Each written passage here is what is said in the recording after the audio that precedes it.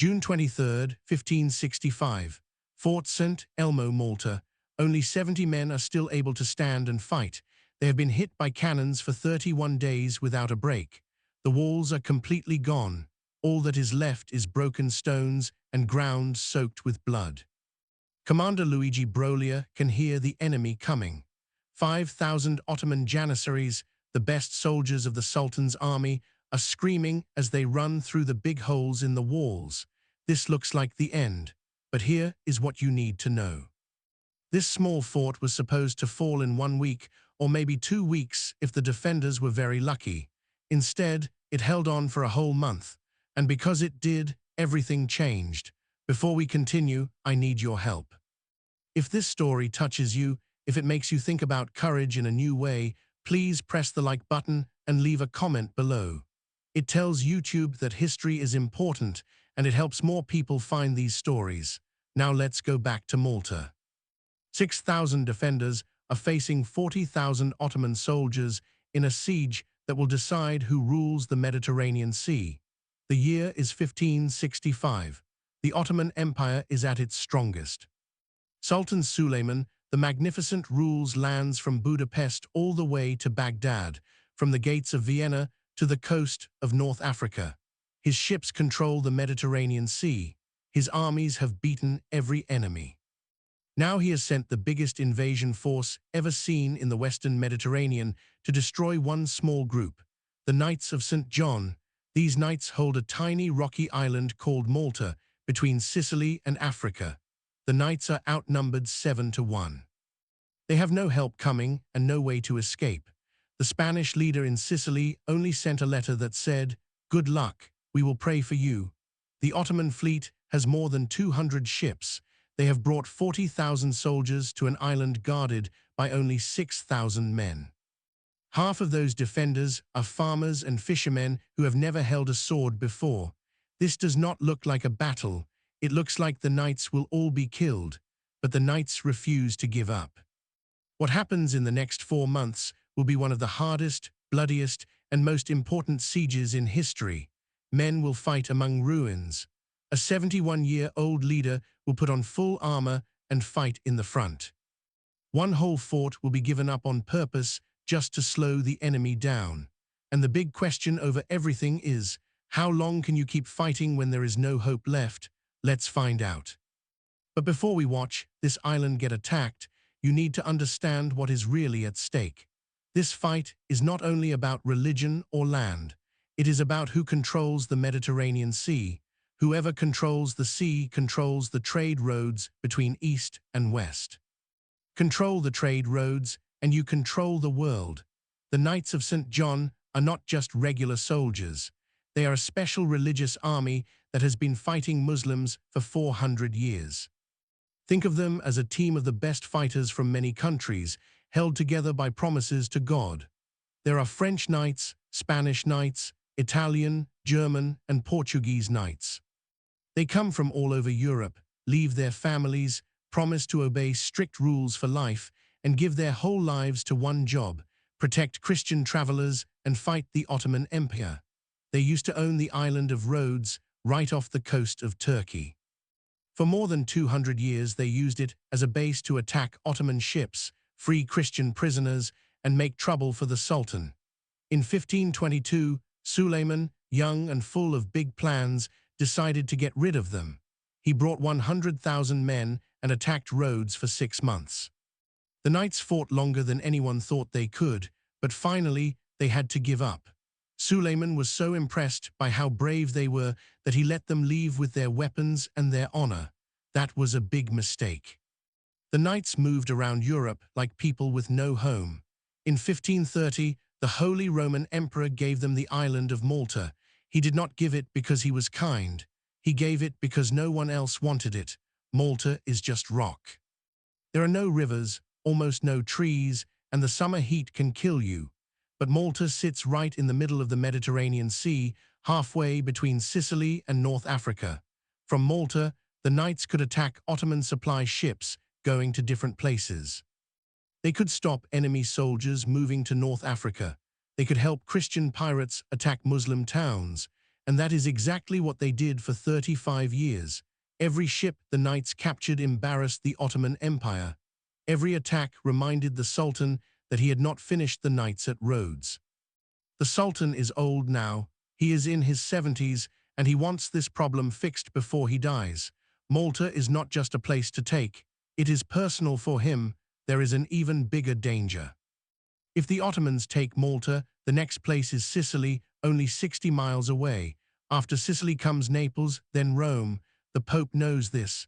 The King of Spain knows this. Everyone knows this. Malta is like a cover on a bottle. If the cover comes off, the Ottoman army can pour into Italy. So when the huge Ottoman fleet arrives in May 1565, the knights know what is coming, and they know Europe will not save them. The man leading the knights is Jean Parasot de Valette. He is 71 years old. In the 1500s, most men died before they were 50, so 71 is very old. Valette has lived through many battles, ship accidents, and 1 year as a prisoner rowing a Turkish warship. He was chained to an oar, almost died, but was finally brought back by the knights. That time did not break him, it made him tough and cold. Valette has been the Grand Master, the leader of the knights, since 1557. He is not a man who makes pretty speeches. He is a soldier who became leader because he was the best at fighting Turks. He speaks many languages, even Turkish, which he learned while he was a prisoner.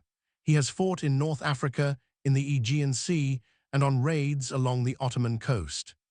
He knows how the enemy thinks and what they will do. He knows they are not coming to talk, they are coming to kill.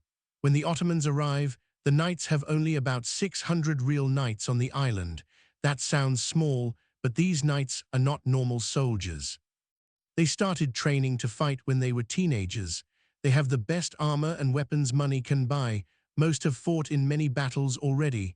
They are professionals, but 600 knights cannot hold a whole island.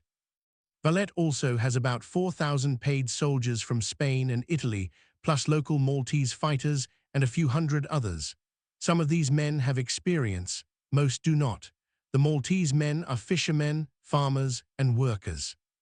They know how to build with stone and sail boats, not how to fight big wars, but they are protecting their own homes, and Valette trains them as well as he can.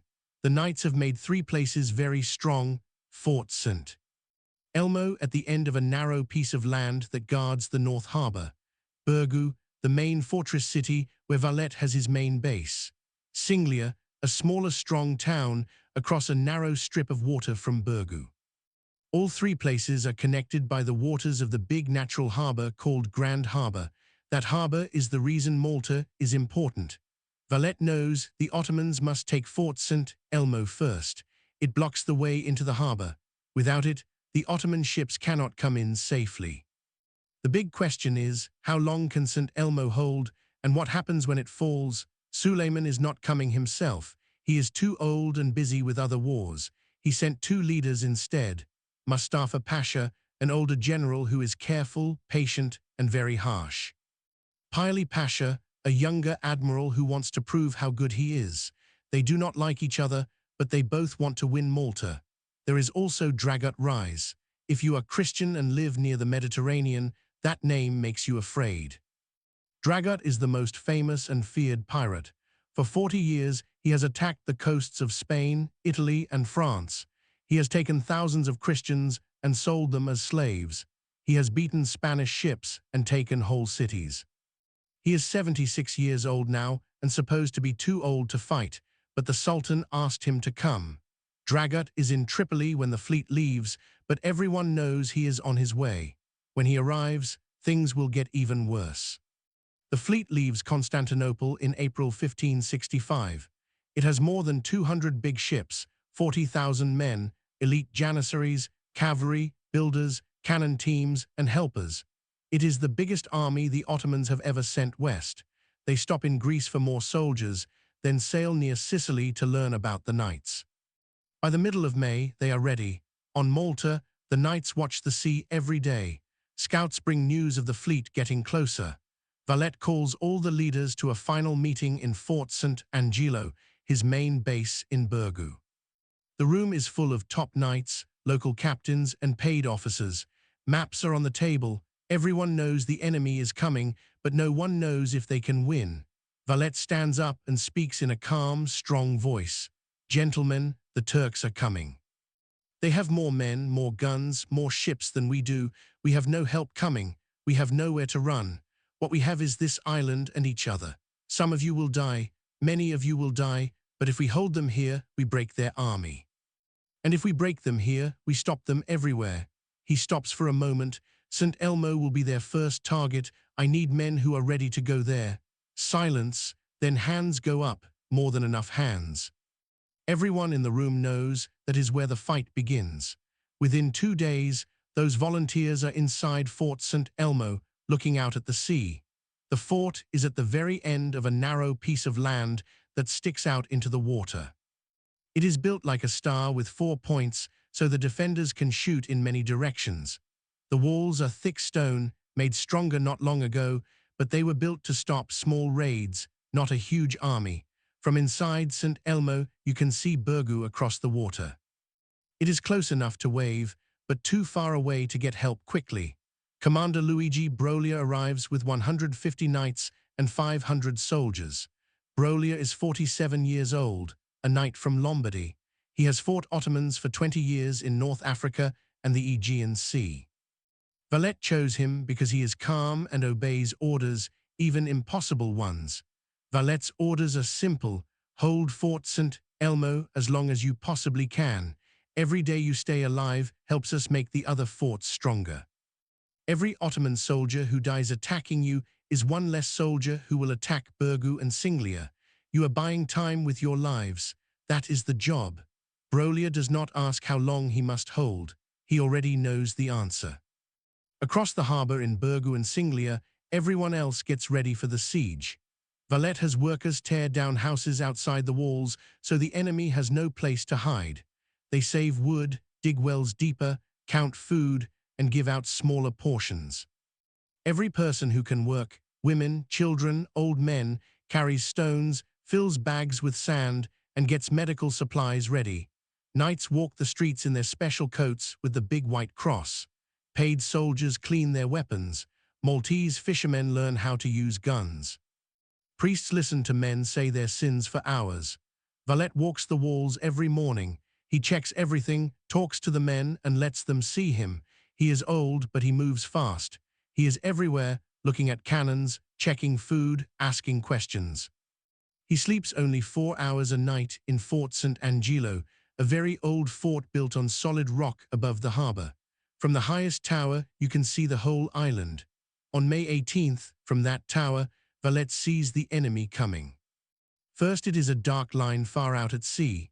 Then the line gets wider and wider until the whole sea looks black with ships. More than 200 Ottoman ships, sails full, oars moving together perfectly.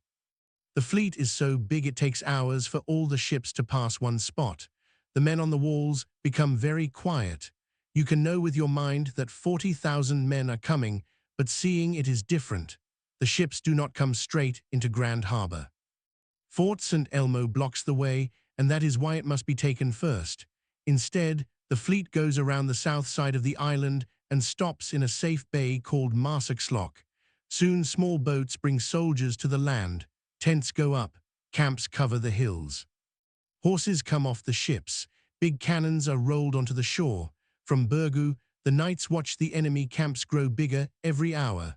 At night, thousands of campfires light up the land for miles. Drums sound across the island, not wild noise, but steady beats that mean a big army is getting ready. Mustafa Pasha puts his main tent on high ground where he can see everything. He is careful. Before he attacks, he sends workers to study the forts. They spend 3 days measuring walls, counting guns, and finding weak spots.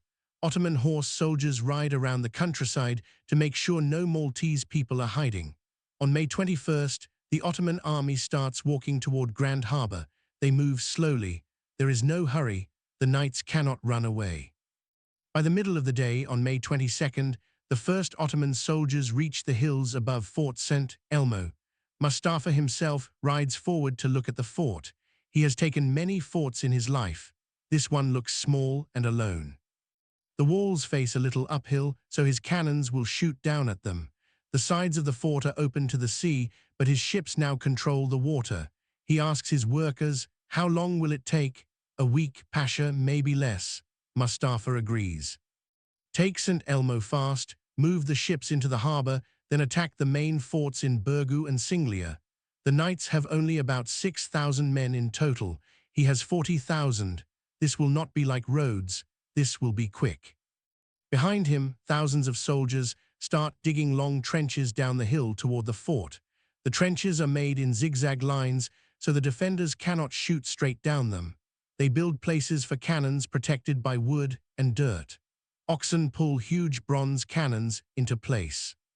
Each cannon can shoot heavy stone balls that smash walls. Inside Fort St. Elmo, Brolia watches and counts. He sees 60 cannons, maybe more, all pointed at walls that are only 10 feet thick in some places and 6 feet thick in others. He calls his leaders to the small church inside the fort. Maps are not needed anymore. Everyone knows the fort by heart. The only question is where to put men when the cannons start. "Everywhere," Brolia says. "They will shoot from many sides. We stay spread out and ready to move. When the walls break, and they will break, we fight at the holes. That is the whole plan." A younger knight asks, "How long do we have to hold?" Brolia does not lie, "As long as it takes." On May 23rd, the enemy trenches are only 100 yards away. That night, Brolia sends a short message by small boat to Valette across the dark water. "They start tomorrow. We are ready." Valette reads it, then walks to the wall of Fort St. Angelo. Across the water, he can see torches moving on St. Elmo's walls. On the hills behind, thousands of Ottoman campfires glow like stars. One of his top knights stands next to him. "We could bring our men out tonight before the cannons start." Valette does not look away. "If we do, the Ottoman ships sail straight into the harbor tomorrow. They put their cannons right under our walls. We start the fight already losing." "St. Elmo buys us time," Valette says. "Not much, but enough." Enough for what? Enough to make them bleed. Enough to slow them. Enough to make Mustafa think hard before he attacks Burgu. The knight is quiet for a moment. "You are sending those men to die?" "Yes," Valette says. "They know it." He turns. His face looks like stone. "Do you think I like what I am asking?" Every man in that fort raised his hand. They know the job. When they die, and they will die, their deaths will cost the Turks so much that it might save the rest of us. That is what a leader does. You send some men to die so more can live. You make the hard choice, and you carry it for the rest of your life. He walks back inside. The other knight stays alone on the wall, inside St. Elmo. Brolia speaks to his men one last time before the attack begins. They stand together in the small open area in the middle of the fort. Knights wear full armor. Soldiers wear leather and chain mail. A few Maltese men who wanted to fight stand with them. The sun is going down. The air smells of salt and dust. "Tomorrow the cannons start," Brolia says. "You have been in fights, but this will be different. It will be loud, never stopping, and very scary. Walls will break. Men will die in ways you have never seen. Remember this, we do not have to win. We only have to keep going. Every day we hold is a win. Every Ottoman soldier who dies here is one less soldier who will attack our friends across the water. We are the shield. We break so they do not have to." He looks at faces he has known for years and faces he met only days ago. "Stay low, stay alive. When they come through the walls, and they will, make them pay for every step." That night the men sleep in their armor. Some write letters they know will never reach home. Some pray. A few sit on the walls and count the enemy campfires, trying to guess how many thousands of men wait in the dark. At sunrise on May 24th, 1565, the sky explodes with fire. 60 Ottoman cannons shoot at the same time. Fort St. Elmo starts to die. The sound is not like thunder that comes and goes. It is one long, never-ending roar that hurts your ears and chest. The first cannonball hits the wall and breaks off sharp pieces of stone that cut a man's face like knives. He falls without making a sound. More balls hit, one after another. In minutes, the fort is covered in dust and smoke. Brolia hides behind a strong inside wall hands over his ears. He waits for the shooting to slow down. It does not slow down. The cannons take turns, so there is never quiet. Broken stone flies everywhere. Men stay flat on the ground or behind anything strong. Anyone standing in the open dies fast. After 1 hour, the wall facing the hill has big cracks. After 3 hours, a part of the wall falls in, pouring stones into the yard. Men run to pull hurt friends from under the rocks. 2 are already dead, crushed. 1 man is trapped from the waist down and screams. They pull him out, but his legs are destroyed. The doctor cuts both legs off in the church while cannons still shoot outside. The man dies anyway before the sun goes down. By the end of the first day, 8 men are dead and 15 are hurt. Parts of the walls are gone. When the cannons stop at dark, the quiet feels strange and wrong. Brolia walks around the fort. The walls are full of holes from cannonballs. In some places, the outside stone is completely gone. Workers say the main gate is weak. The big wooden doors are broken, and the stone above is cracked. If the enemy shoots there tomorrow, it will fall. Close it with bricks and stones, Brolia orders. Fill it all the way. We do not need a gate anymore. He knows no one is leaving. Day 2 is worse. The Ottomans aim better, hitting the weak spots. By the middle of the morning, there is a hole 15 feet wide in the north wall. Brolia puts 50 men behind it with long spears and guns, but the enemy does not run in yet. Mustafa wants the walls more broken first, so the cannons keep shooting all day and into the night. The men learn to sleep with the noise, or at least close their eyes and hope. Day 3, a cannonball hits the church roof. It falls in and kills 4 men inside, including a priest. They dig out the priest still holding his prayer beads. They bury him in a shallow hole in the yard. Day 4, Ottoman workers start digging a tunnel under the wall. They want to put gunpowder there and blow a big hole. At night, when the cannons stop, the defenders hear digging. A German knight who used to work in mines listens to the ground and knows where the tunnel is. Brolia sends men to dig a counter-tunnel to meet them and fight underground. Day 5, May 28th, the counter-tunnel team breaks into the Ottoman tunnel. They fight in the dark with knives because there is no room for swords. The knights blow up the tunnel with a little gunpowder. Many Ottoman workers are buried alive. The Ottomans get angry and shoot even more cannons. The noise never stops. Men stop jumping when a ball hits near them. There are too many. By the end of the first week, the fort is wrecked. 2 walls have huge holes. The church is gone. The sleeping houses are half fallen. 23 men are dead. 40 are too hurt to fight. The rest are tired, almost deaf and grey from stone dust. Then the Janissaries attack. May 29th, just before sunrise, the cannons stop. In the sudden quiet, the defenders hear drums, strong, steady drums getting louder, then thousands of voices singing together. The Janissaries are coming. Brolia runs to the big hole in the north wall. Knights in full armor stand on both sides with swords ready. Soldiers with guns look down from the parts of the wall still standing. No one talks. First come poorly armed men with ladders. They are sent to make the defenders waste bullets. They run screaming. The defenders wait until they are close, then shoot. Many fall. The rest reach the ditch and try to climb the broken stones. Defenders drop big rocks on their heads. The attack stops. The men run back. Then the real Janissaries come. They walk slowly in lines, shields up. They are the best soldiers in the world. They wear thick clothes that stop swords, steel hats, and carry sharp curved swords. 800 of them walk straight to the main hole. The defenders shoot everything they have. Many Janissaries fall, but more keep coming. They reach the hole and start climbing through. Brolia and 30 knights in heavy armor meet them. The space is so small that only a few men can fight at once. It is slow, hard work. A Janissary swings. A knight blocks and pushes his sword into the man's throat. The next Janissary steps forward. The knights have better armor and are fighting from higher ground, but there are many more Janissaries. The fight lasts an hour and a half.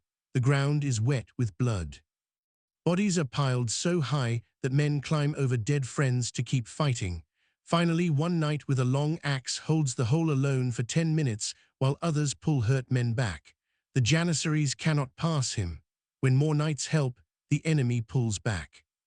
Brolia counts, 12 defenders dead, 20 hurt. In the ditch and the hole, more than 200 Ottoman bodies. That afternoon the Janissaries try again. Same result, another 150 dead. By evening Mustafa stops the attack. Inside the fort the men are in bad shape. Almost half cannot fight anymore. There is almost no clean water. Food is low, medicine is gone. That night Brolia calls the leaders together. One Spanish knight says, "We must leave now while we still can." Many agree. They have held for a week and killed hundreds. They have done enough. Brolia says, "Write a letter to the Grand Master. Ask to leave, I will sign it." They write the letter. A man swims across the harbor at night with the letter safe in a bag. He reaches Valette at 2 o'clock in the morning. Valette reads it alone, then writes an answer. He gives it to another swimmer before sunrise. Brolia gets the letter at sunrise and reads it out loud to his leaders. There can be no leaving. St. Elmo must hold. Every day you stay alive is a victory. Every Turk you kill means one less at our walls. I would come fight with you if I could, my brothers, but I must stay here and get ready for the next fight. You do not fight alone. God sees you. Heaven is waiting. Hold strong. Jean Parasot de Valette, Grand Master. Silence. Then a young French knight, maybe 25 years old, starts to laugh. It is not a happy laugh. It is the laugh of a man who knows he is already dead. He asks the impossible, the young knight says. Brolia folds the letter. Yes, that is what we do. No one argues. They go back to the walls. June comes and the heat is terrible. The temperature is over 100 degrees in the day. Men fall from the heat. The Ottoman camp has even bigger problems with no good water. Inside St. Elmo, only 400 men can still fight. 80 cannons shoot day and night. The fort does not look like a fort anymore, just piles of broken stone. The men fight from behind walls made of rocks and dead bodies. The Janissaries attack 12 more times in 2 weeks. Each time the defenders push them back, but each time the enemy gets a little closer. On June 6th, they reach the inside yard before being pushed out. On June 10th, they take one corner of the fort for 3 hours before the knights take it back. On June 13th, they put an Ottoman flag on the wall. A Maltese man pulls it down and throws it into the sea. Brolia is hurt on June 11th. A bullet hits his shoulder. He keeps leading, using a broken spear as a stick to walk. Across the water, Valette watches with a telescope. He sees the smoke and knows his men are fighting only with courage now. On June 15th, the Ottomans build a huge wooden tower on wheels, 40 feet tall, covered with wet animal skins to stop fire. They want to push it to the wall and shoot down from the top. The defenders shoot every cannon at it. It catches fire and burns for 6 hours. A big black cloud of smoke can be seen all over the island. Mustafa is very angry. 3 weeks have passed. He has lost more than 6,000 men, and the fort is still not taken. On June 17th, new ships arrive from Tripoli with more men, food, and cannons. And Dragut Rise arrives, the man everyone feared most. Dragut is 76, with a white beard and sharp eyes. He is famous for being smart and never wasting his men. He looks at the fight for less than an hour and sees the problem. The Ottoman cannons are shooting at the strongest walls. He orders new cannons built on the other side of the harbor so they can shoot at the weak side of the fort. In 2 days, the new cannons are ready and start shooting. Walls that lasted weeks now fall fast. Many more defenders die. On June 18th, Dragut stands on the new cannon position, giving orders. A knight inside St. Elmo shoots back with a big gun from 900 yards away, almost impossible.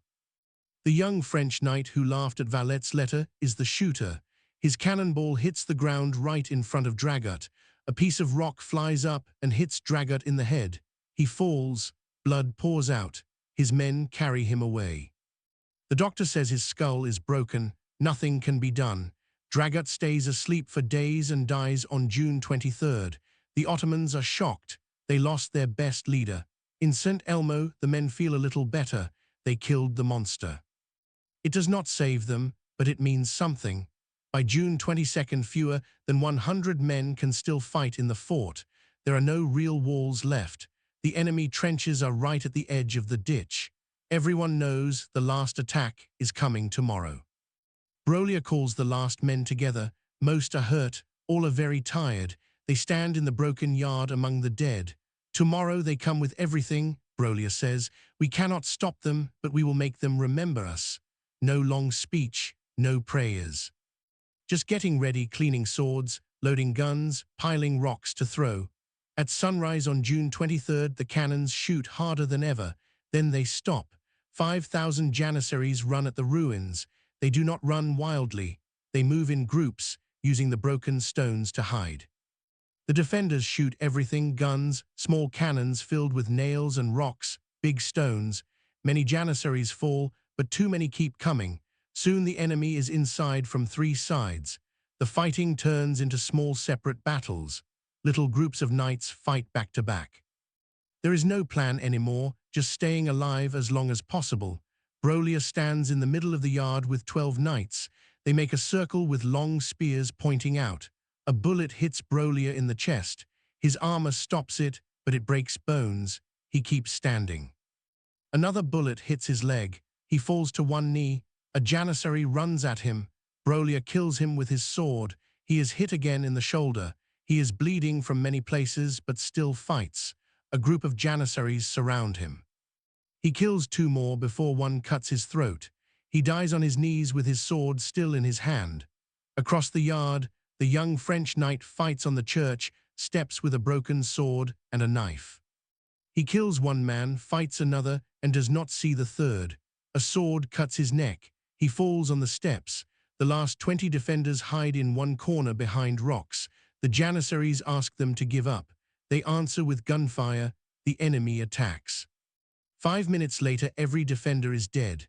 By the middle of the morning, Fort St. Elmo is quiet. Ottoman soldiers walk through the broken stones, checking bodies and taking armor. The white cross flag of the knights is pulled down. An Ottoman green flag goes up. Mustafa Pasha walks through the fort an hour later. There are no buildings left standing. The yard is full of rocks and bodies, Ottoman and Christian mixed together. His top worker says, "Pasha, we have the numbers. 8,000 of our men are dead. Maybe 2,000 more are too hurt to fight again." Mustafa looks around for a long time without speaking. 8,000 men dead to take one small fort that should have fallen in days. He looks across the water to Burgu, where the knight's flag still flies high. "If such a small son has cost us so much," he says quietly, "what price will we pay for the father?" No one answers. That afternoon, the Ottomans bury their dead in big holes. They treat the Christian bodies differently. On orders, the knights' bodies are cut up, heads taken off, arms and legs cut. The pieces are tied to wooden boards and thrown into the sea. The water carries them across to Burgu. Valette is on the wall when the first body arrives, then more, dozens. Soon the shore below the fort is full of broken bodies. Some have crosses cut into their skin to make fun of the knights. The men on the wall are angry and cry. Some shout for revenge. Valette stands like stone for half an hour, saying nothing. Then he walks down to where Turkish prisoners are kept, about 20 men caught in earlier fights. "Bring them all to the wall," he orders. The prisoners are dragged up. Some beg, some curse. Valette looks at each one, then speaks to his executioner, a huge man named Vincenzo Anastaghi. "Cut off their heads, all of them. Do it here where Mustafa can watch." It takes 20 minutes. Each man is made to kneel. Each head is cut off with one swing. The bodies are thrown into the ditch. The heads are put in baskets. Valette orders cannons loaded with the heads and shot across the water toward the Ottoman camp. The cannons boom. The heads fly through the air and land among the enemy. Both sides watch without a sound. The message is clear. This is not a normal war anymore. No one will be shown mercy. One side will live, the other will not. Mustafa hears what happened and only nods. He expected it. He would have done the same. All kindness is gone. Only killing is left. With St. Elmo taken, the Ottoman ships sail into Grand Harbor. More than 100 big ships pass the burned fort and stop in the safe water. They bring more cannons, food, and men. In one day, new cannon positions are built on the shore facing Burgu and Singlia. The defenders watch and know what is next. The cannons that destroyed St. Elmo will now shoot at their homes, and this time there is no small fort to slow the enemy down. Valette calls his leaders to Fort St. Angelo. Everyone is serious. St. Elmo held for 31 days, much longer than anyone thought possible. But 1,500 defenders died there, including many of the best knights. Only about 4,500 men are left to hold two towns against more than 30,000 enemies. They will shoot cannons at us for a week, Valette says, maybe two, then they will attack, probably both towns at the same time. We do not have enough men to guard every place, so we wait for the holes in the walls, and when they come through, we fight street by street. Every house will be a little fort. Every narrow street will be a trap. We make them pay with blood for every step. A Spanish knight asks, Grand Master, has the leader in Sicily sent help? Valette's face does not change. Don Garcia sends prayers. He is trying to get ships and men ready, but it takes time. How much time? He does not say. The room is quiet. They all understand they are alone. We held St. Elmo for a month, Valette says.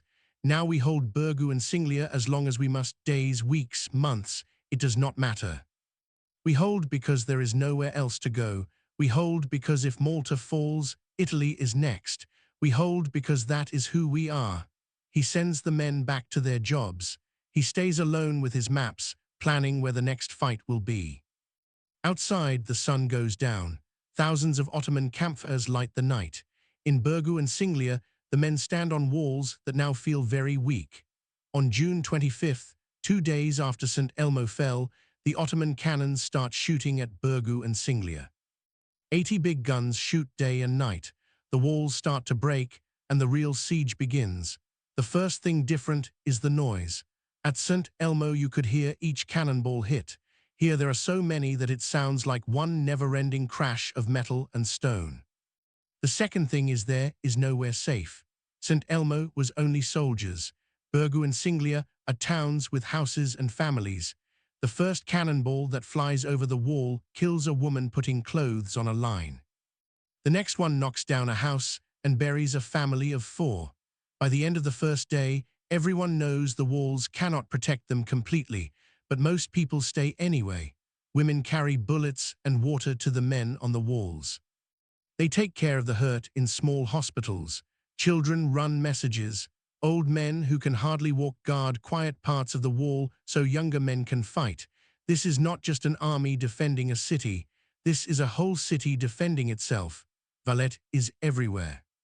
He sleeps only 3 hours a night, then walks the walls the rest of the time. He is 71, but he moves fast.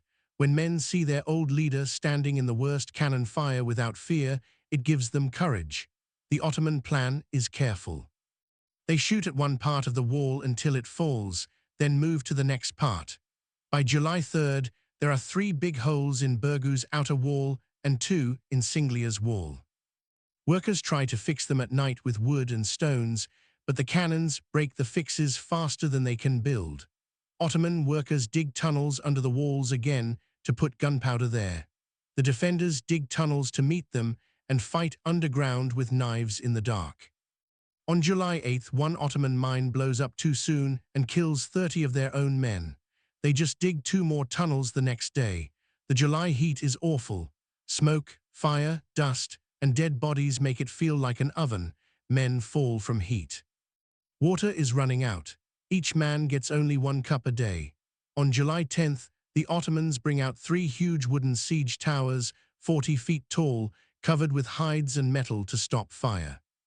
Each tower can hold many men who will shoot down from the top when the tower reaches the wall, holding 50 soldiers. They are built on the shores of the harbor, far enough away that the defenders' guns cannot reach them. Then they are rolled forward on big log wheels. It takes 200 men to move each tower. The plan is to push them right up to the walls so Ottoman soldiers can shoot down from the top and then climb over. The defenders watch the towers coming closer. Valette orders every cannon turn toward them. On July 12th, the first tower gets close enough. The cannons start shooting. Cannonballs crash into the wood, breaking through the covers and splitting the beams. The Ottomans keep pushing anyway. The tower gets within 100 yards of Singlia's walls before one good shot hits the bottom. One side falls in, and the whole tower tips over sideways. Soldiers spill out into the ditch. The other two towers stop moving forward. Mustafa changes his plan. If the towers will not work, he will just send huge attacks of men. He still has plenty of soldiers. He thinks the defenders will break soon. St. Elmo already showed they can be beaten if he keeps pushing hard enough. July 15th. Mustafa decides it is time for a big attack. The cannons start shooting at sunrise and do not stop. 80 guns all fire together, aiming only at the big holes in the walls. By the middle of the morning, whole parts of the walls are gone. Burgu now has 5 big holes. Singlia has 4. The defenders stand at every hole, waiting. At noon, the Ottoman drums start. Then the horns blow. Then 10,000 men begin to move forward. The attack hits both towns at the same time. Mustafa splits his army. 6,000 Janissaries and regular soldiers attack Burgu from the land side. 4,000 attack Singlia, including soldiers who come from ships in the harbor. The plan is to hit everywhere at once so the defenders cannot help each other. Burgu's biggest hole is on the north wall near the gate that was filled with bricks weeks ago. The hole is 30 feet wide. The defenders fill it with knights, Spanish paid soldiers, and Maltese men. Valette stands right there himself in full armor with his sword ready. When the Janissaries run at the hole, the defenders shoot all their guns at once. The first group of attackers falls down dead. The second group reaches the hole and the close fighting starts. Valette is right in the middle, a 71-year-old man fighting like he is young. He swings a big two-handed sword and cuts down Janissaries who get through. One Turkish officer sees Valette's special armor and attacks him on purpose. Valette kills him with one quick push of the sword into his chest. He pulls the sword out and keeps fighting. The fighting at that hole lasts 6 hours. The Ottomans keep sending fresh men. The defenders have no fresh men to send. Once you are in the fight, you stay until you die or the attack stops. Knights fight until their armor is full of dents and covered with blood. Maltese farmers who never fought before learn right there. Hold the line, stab anything that comes through, do not run. Some men get scared and run away. Most stay and fight. At Singlia the fighting is even worse. Ottoman soldiers from the ships land on the side that faces the water. That side has weaker walls because it is supposed to be safe from the harbor. They get a strong place on the shore and start moving into the town. In 1 hour, they are 200 yards inside and have cut off some defenders. A knight named Chevalier de la Serna sees the danger. He quickly gathers 60 men, knights, paid soldiers, and even normal people and attacks the Turks from the side. They fight street by street, house by house. An arrow hits de la Serna in the shoulder, but he keeps going. His men take back one barricade, then another. They push the Ottomans back toward the water, but many good men die. De la Serna is hit again, a sword cuts his leg, then a bullet hits his side. He falls down. His men pull him behind cover and hold the line. Back in Burgu, another big problem starts. A group of Janissaries gets through a smaller hole near the hospital where hurt men are being cared for. If they take the hospital, they can split the town in two. Valette hears the alarm bells. He takes 50 knights away from the main hole and runs through the streets in full armor. He hits the Janissaries from behind. The fighting inside the hospital is wild. Turkish soldiers are killing wounded men in their beds. The knights run in and push them out room by room. Valette himself kills 3 Janissaries, one with his sword, 2 more by grabbing them and hitting hard. The hospital is saved, but 40 wounded men are dead, plus 8 knights and 12 soldiers. When the sun goes down, the Ottomans stop attacking and pull back. They did not win. But the defenders lost 500 men dead and 300 hurt. That is almost 1 out of every 5 fighters gone in one day. The Ottomans lost more, maybe 3,000, but they can lose more men and still fight. That night Valette walks along the walls. He is very tired and bleeding from a cut over his eye that he never felt during the battle. His armor has many dents. He stops at the main hole and looks at the Ottoman fires that go all the way to the edge of the sky. A young Spanish knight, only about 20 years old, comes up to him. It is the boy's first big siege. "Grand Master, can we keep holding?" Valette is quiet for a long time, looking at the fires. "We have to," he says at last, "so we will." August is even worse than July, and July was already terrible. The cannons never stop. Food is almost gone. Men eat only one small meal a day. Water is a big problem. Some wells have dead bodies in them and are dirty. Others are dry. Men drink old water from barrels that tastes bad and makes them sick. Sickness spreads fast, first stomach sickness, then high fever. Men who get hurt often die from the wound getting infected. The hospitals are full. Doctors cut off arms and legs with sores that are not clean.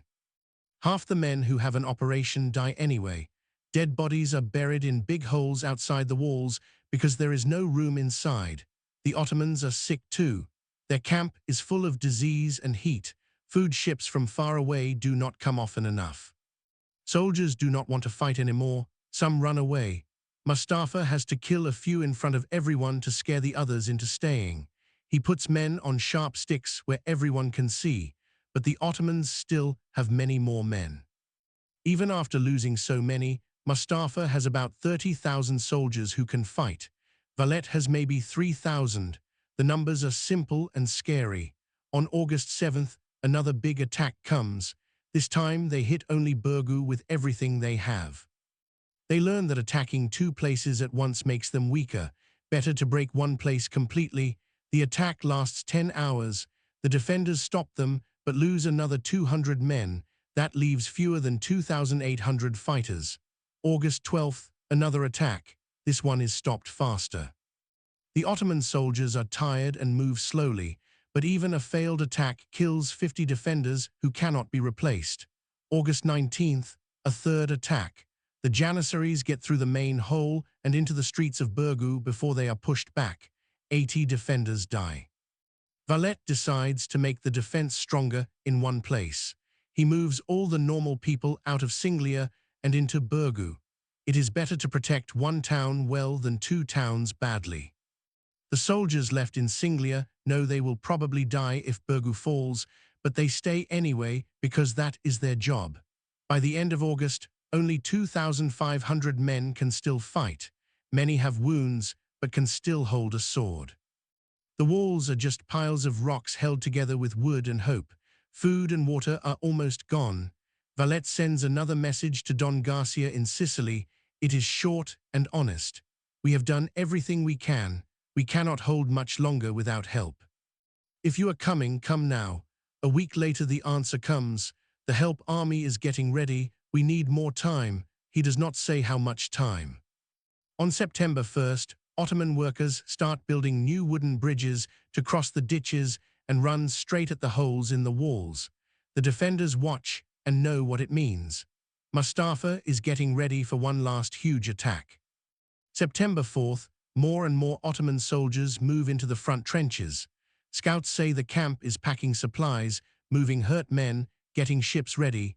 Everything shows the army is preparing for one final big fight. Valette calls all his leaders together on September 5th in Fort St. Angelo. No one pretends everything is fine anymore. They are coming in 3 days, Valette says, maybe September 7th or 8th. They will throw every man they have at us from many sides. We do not have enough men to stop them all. Silence. So we fight until we cannot fight anymore, Valette says. We make them pay for every street, every house, every stone. If they take Burgu, we go back to Fort St. Angelo and hold there until the walls fall or we are all dead. No giving up, no mercy. We stop them from winning or we die trying. The meeting ends. There is nothing more to get ready. They give out the last bullets and arrows. Men clean their swords one last time. Many write letters they know no one will ever read. September 6th. The defenders stand on the walls and watch the Ottoman army get ready. The trenches are full of soldiers. The wooden bridges are in place. The cannons are loaded. And then, just as the sun comes up, a Maltese scout rides into Burgu as fast as he can. His horse is almost falling down. He is shouting something crazy. Ships from the north. Stop here for a moment. We are 3 months into this siege. The defenders started with 6,000 men. Now fewer than 2,500 are left. They have lived through hunger, sickness, and cannons every day. They have done the impossible. And now, the day before they all expect to die, a scout rides in shouting about ships. Think how that must have felt. You have already said goodbye to life. You are ready to die tomorrow, and then someone says maybe you will live. If you are still watching and this story has grabbed your heart, do two things. Leave a comment and tell me what you think happens next, and press subscribe. This channel is here to tell the history that books forget, the scary moments, the hard choices, the stories that must not be lost.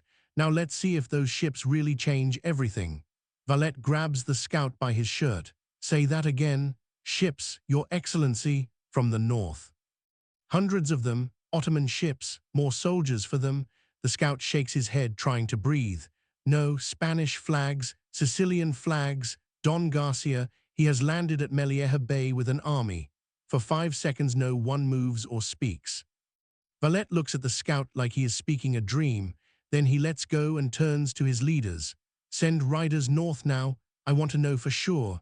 3 men ride out fast in different directions to check. Valette climbs to the highest tower in Fort St. Angelo with a telescope. He looks north for 2 hours but sees nothing. The bay is hidden behind hills. The first rider comes back at noon. It is true, Grand Master. Spanish ships in the bay, soldiers coming on shore, at least 8,000, maybe more. The second rider arrives soon after. 10,000 men for sure, foot soldiers, horse soldiers, cannons. Don Garcia is with them. They landed this morning and are getting ready to march. Valette does not cheer. He is too old a soldier to celebrate too soon. 10,000 fresh men changes everything, but they are on the wrong side of the island. They have to march south through land the Ottomans control. Mustafa still has 30,000 men in the way. Help that cannot reach you is not help. But one thing has changed. Now Mustafa has an enemy behind him. He is caught between the tired defenders in Burgu and a new army coming from the north. That is a very bad place to be. The question is what Mustafa will do. Valette orders all the church bells in Burgu and Singlia to ring. The defenders hear the bells and are confused at first. Bells usually mean attack. Then the news spreads. Help has come. The Spanish are here. Some men shout with joy, some cry. Some are too tired and sick to feel anything. On the walls, men look toward the Ottoman camp to see what the enemy will do. In the Ottoman camp, the news arrives in less than an hour. Scouts see the ships and count the men. Officers run to Mustafa's tent with the report. Mustafa is looking at maps when they come in. He listens quietly, then sends everyone out except his top leaders. Paoli Pasha, the admiral, comes last. The 2 men have not agreed on anything for weeks, but this news is for both of them. How many? Mustafa asks. 10,000, Pasha, maybe more. They landed at Melieha Bay this morning. Mustafa looks at the map. Melieha is 12 miles north of Burgu.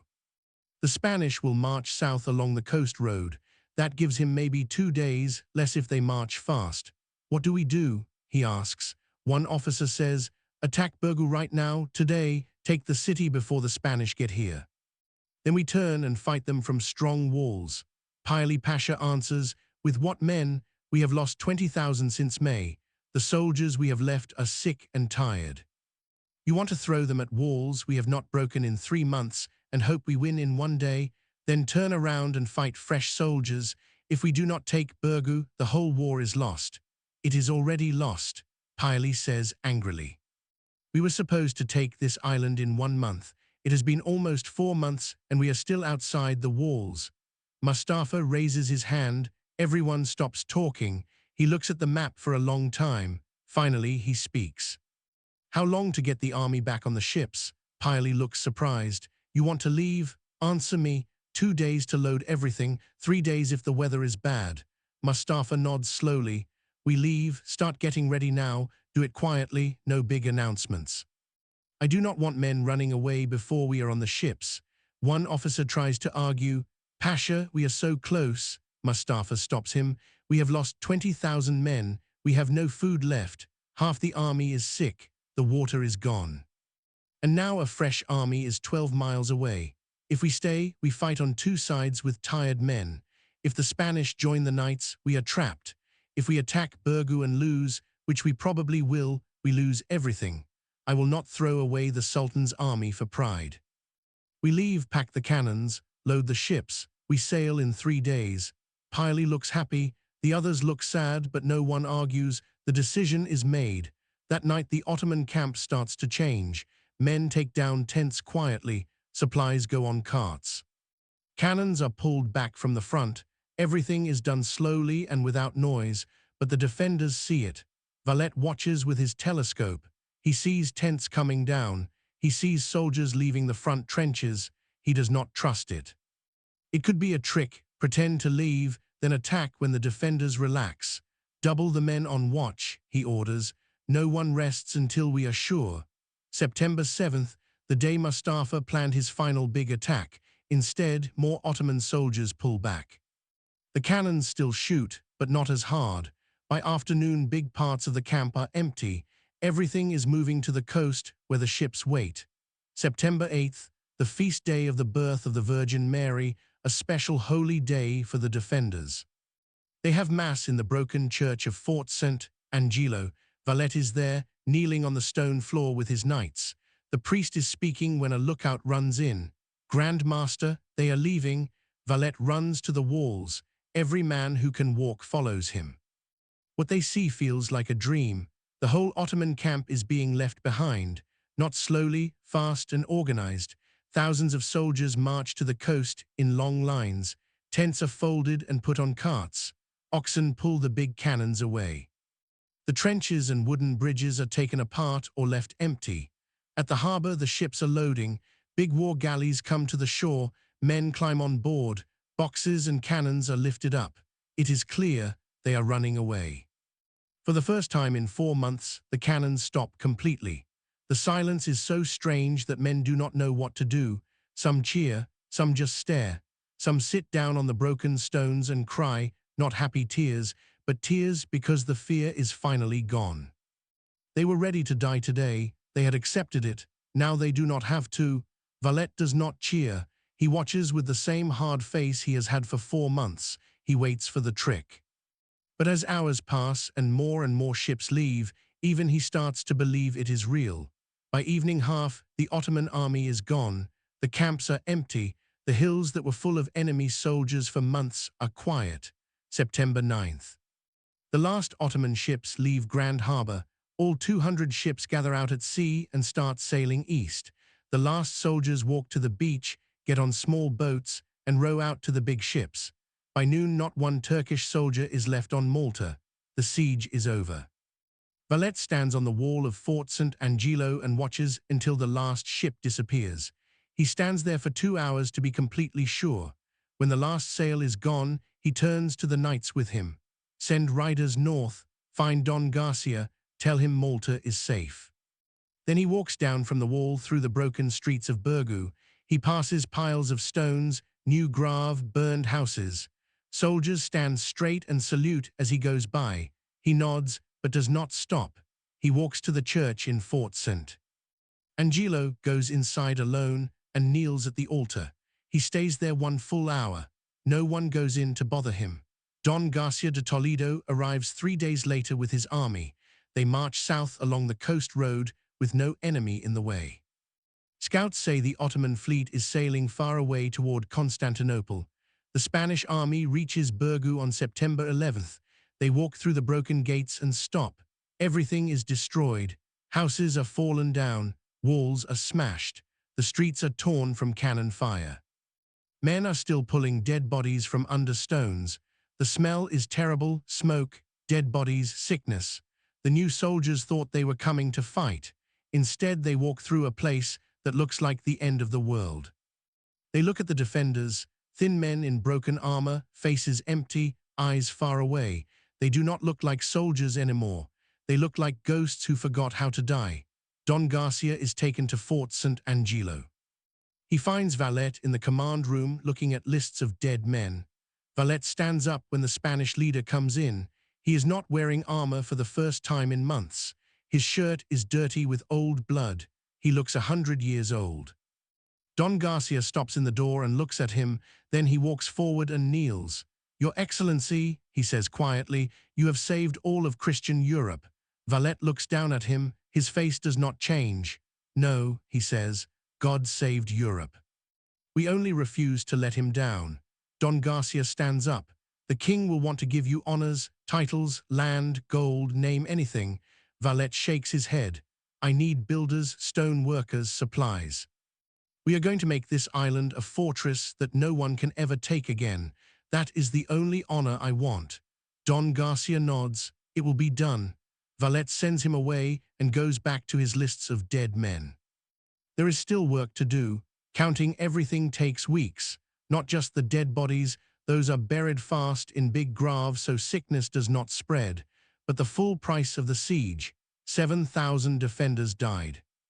Out of the 6,000 knights and soldiers who started, plus Maltese people who fought, only 600 men have no wounds. Another 1,800 are hurt so badly they will never fight again. Some lost arms or legs. Some will die slowly from infection in the coming months. The hospitals stay full all autumn. The Ottoman losses are huge. When Mustafa gets home, his men count 30,000 dead. Another 10,000 too hurt or sick to fight. Out of 40,000 who came, only about 15,000 go home able to carry a sword. It is the worst defeat for the Ottomans in 50 years. Money was lost too. 30 big warships were sunk or broken. More than 100 cannons were left on Malta. All the food, bullets, and tools were lost or destroyed. The whole war cost more money than the Ottoman Empire made in a whole year. But numbers do not tell the whole story. For 3 days after the enemy leaves, the defenders just rest. They eat real food that Don Garcia brought, not the hard old bread they lived on. They drink clean water. They sleep without cannons shooting. Some men cannot sleep. The quiet feels wrong. Valette does not rest. On September 12th, he is already walking the ruins with builders. He shows where new, stronger walls must go. Burgu will be rebuilt better. Singlia will have proper strong walls. And on the peninsula where Fort St. Elmo was, he wants a whole new city, a fortress city that no army can ever take. If they come back, Valette says, they will find walls they cannot break. The builder looks at the old man, and if they never come back, then we have built something that will protect people for hundreds of years. Building starts that winter. Stone workers come from Sicily and Italy. Plans are made. The new city will be called Valletta to honor the Grand Master who saved Malta. It will take many years to finish, but they start in 1566. News of the siege spreads fast across Europe. First letters, then little books, then big books tell the story. Everyone hears how 6,000 men held off 40,000 for 4 months. The knights become famous heroes. Valette becomes the greatest hero, but he turns down every present and party. Kings want to meet him. The Pope sends a beautiful sword and a blessing. Valette puts the sword with the others in the armor room. "We were only doing our job," he tells visitors, "nothing more." But Europe knows what the job cost. People start coming to Malta to see the place. Rich families send their sons to join the knights. Money, weapons, and supplies pour in. The knights, who had no home after losing Rhodes, now have a strong home forever. Valette lives 3 more years. He watches Burgu being rebuilt and helps plan Valletta, but he does not live to see the new city finished. On August 21st, 1568, he falls down while walking on the new walls. Doctors say it is a stroke. He dies that night at age 74 with his knights around him. He is buried in the Church of Our Lady of Victories in Valletta. Under the stones he helped design, his grave says, "Here lies Valette, worthy of eternal honor. He who was once the terror of Africa and Asia and the shield of Europe. By his holy arms he drove out the enemy. He is the first to be buried in this beloved city that he founded. Kings and the Pope are sad when he dies. But the biggest honor comes from the knights who keep building the city he dreamed of. Valletta is finished in 1571. It has the strongest walls and smartest design in the whole Mediterranean. Mustafa Pasha gets home in September 1565. Sultan Suleiman talks to him alone. No one knows what was said, but Mustafa loses his job. He lives quietly until he dies in 1570 at age 68. He never leads another big army. Pili Pasha keeps his job. He says the ships did their part and the problem was on land. He stays rich and honored and dies in 1578, but the real loss is for the Ottoman Empire. For 50 years, they had been growing bigger in every direction. Malta stops them in the west. No one believes anymore that they can take Italy or beat Spain. Sultan Suleiman never talks publicly about losing Malta. He is 71, the same age as Valette, and very tired. He starts one more war in 1566, but dies in his tent during another siege. His death ends the greatest years of the Ottoman Empire. 6 years after Malta, in 1571, a big Christian fleet beats the Ottomans at the Battle of Lepanto. It is the first time the Ottoman navy loses a big battle. Many people say Lepanto happened because Malta showed the Christians they could win. Malta changed how everyone thought about war. Before 1565, the Mediterranean belonged to whoever was strongest that year. After Malta, the Christian countries felt stronger. Spain built new forts. The Pope paid for more ships. Even Venice joined the fight against the Ottomans. The knights grow stronger too. By 1570, they have 800 knights on the island, twice as many as before the siege. They build hospitals, weapon rooms, and places to fix ships. Their fleet grows to 20 fast ships that attack Ottoman ships again. Now they have a base no one can take. Every year on September 8th, the day the Ottomans left, they remember. The knights meet in the big church in Valletta and read all 7,000 names of the people who died. It takes hours. Knights from many countries, Maltese farmers and fishermen, paid soldiers, old men, young boys, everyone who fought. The knights have stone monuments. The normal people have big grave, but all names are read. That is important. The walls of Valletta are still there today. Fort St. Angelo still looks over the harbour with marks from cannonballs in the stone.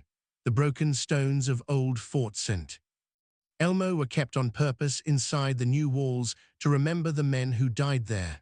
Thousands of people walk those walls every year. Most do not know what really happened. They see big strong walls and think, pretty castle. They do not see the thousands of men who stood on those walls and would not give up. They do not see the hard choices Valette made or the pain of 4 months of siege. But the siege changed more than stone. It taught the world something important. Some places, if you defend them the right way, can stop even the biggest empire. The Ottomans never tried again to take the Western Mediterranean, not because they had no army, they had bigger armies later. But because Malta showed that a strong fortress and men who will not break can make any attack too expensive. The knights knew this. That is why they rebuilt everything stronger. That is why they stayed. That is why Valletta was built not just to survive a siege, but to make enemies think twice before even trying. The new city could hold 10,000 soldiers. Some walls were 30 feet thick. Every corner had cannons that could shoot anywhere an enemy walked. Big chains could close the harbor. Batteries of guns could sink any ship that tried to come in. Malta became the fortress it needed to be in 1565.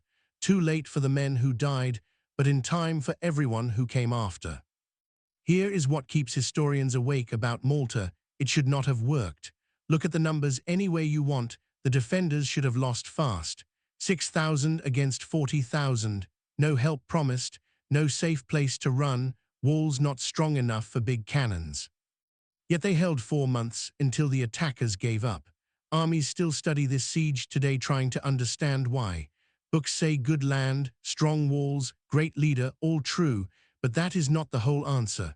The knights had something the Ottomans did not, nowhere else to go. Rhodes was already lost. Malta was their last home. If they lost Malta, the whole order was finished forever. That changes how you fight. When running away is not possible, when losing means the end of everything, men fight with a different kind of strength. Not just harder, but clearer. They know exactly what will happen if they stop.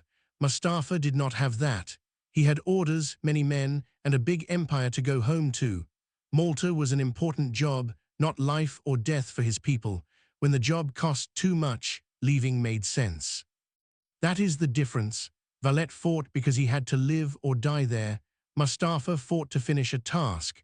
One of those is stronger, but numbers do not show the small moments that won the siege.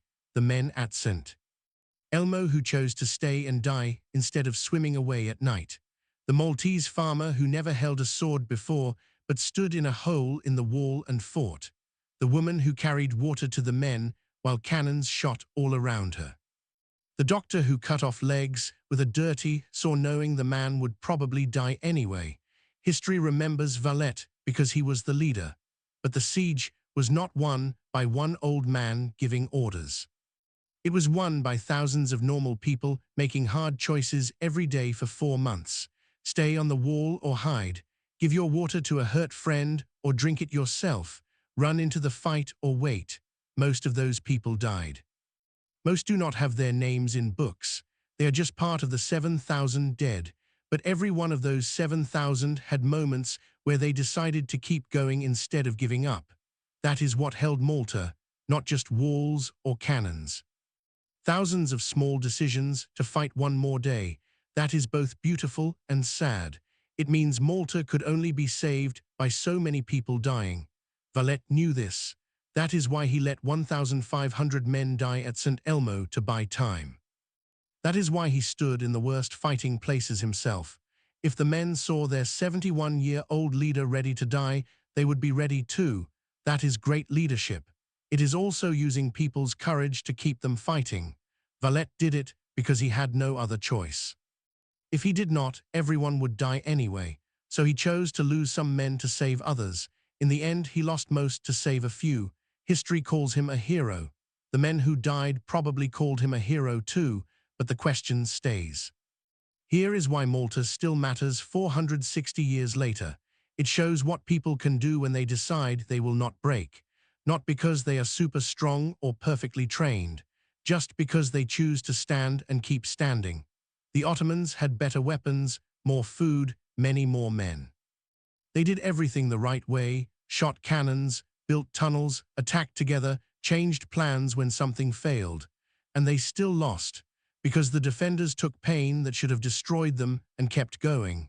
That ability to keep going when any normal person would quit is what changes the world. Malta showed it.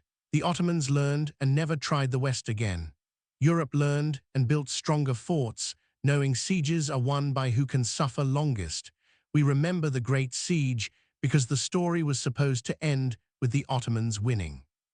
The defenders read the story and rewrote the ending just by refusing to do what everyone expected. That is not a lesson you can teach in a classroom. You cannot train someone to stand in a hole in the wall when 10 enemies are coming at him. You cannot order someone to stay when cannons are breaking everything. That kind of strength comes from deep inside. Call it duty, faith, fear, or pure stubbornness. The defenders of Malta had enough of it to stop an empire. When 6,000 people decide together they will not break, even the biggest army in the world can lose. That is what Malta teaches. That is why we still talk about it today. That is why Malta mattered. You just spent a long time with 6,000 people who would not break. You watched them hold places no one thought they could hold. You watched them live through hunger, sickness, and cannons, and still win. You watched an empire throw everything it had at a little island and go home empty. Now I need to ask you something. If this story touched you, if St. Elmo made you feel something, if the moment the ships came on September 6th gave you chills, if any part of this made you feel the weight of what they did, please press the like button. It tells me you want more stories like this. Stories about impossible fights and the people who refuse to lose. Leave a comment and tell me which part hit you hardest. Was it the 31 days at St. Elmo, the big fight on July 15th? The silence when the cannons finally stopped. I read every comment, and what you say helps me choose the next story. Subscribe if you have not already. This channel is here to bring real history to life, not the clean schoolbook version, but the hard, human, desperate version where old men stand with swords because someone has to. If that is the history you love, you are home.